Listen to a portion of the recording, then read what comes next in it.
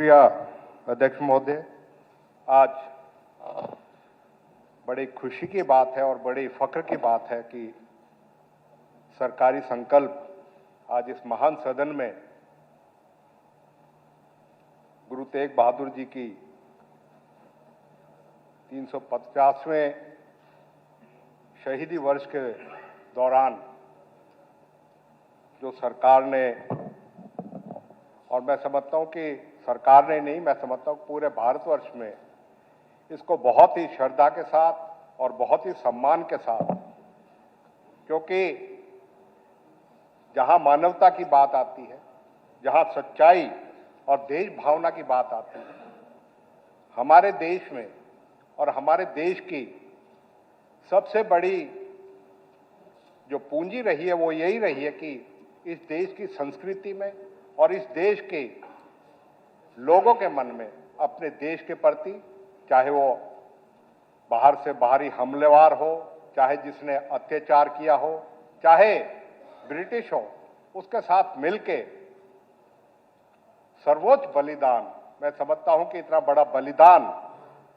उन्होंने दिया और ये एक प्रेरणा बनी। 1525 में बाबर के खिलाफ हमारे राणा सांगा के साथ मिलके शहीद हसन खां मेवाती ने भी इसी तरीके से 10,000 अपने साथियों के साथ कुर्बानी दी थी। ये देश का इतिहास इस बात को दर्शाता है किस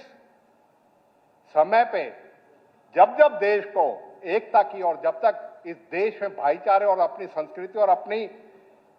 अखंडता को बचाने की जब भी जरूरत पड़ी है, सबने बहुत बड़ी बड़ी कुर्बानियां दी हैं। मैं आज हरियाणा में ये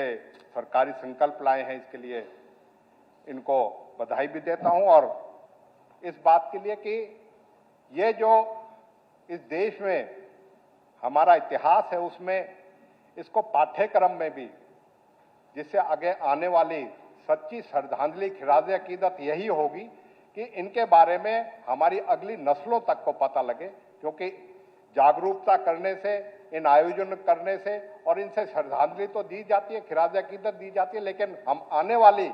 जो पीढ़ियां हैं उन्हें संदेश देते हैं कि किस तरीके से देश के लिए,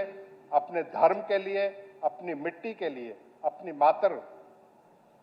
शक्ति के लिए किस तरीके से लोगों ने, और खास तौर पे मैं कहूंगा कि इस देश के इतिहास में गुरुओं का, संतों का, महात्माओं का एक विशेष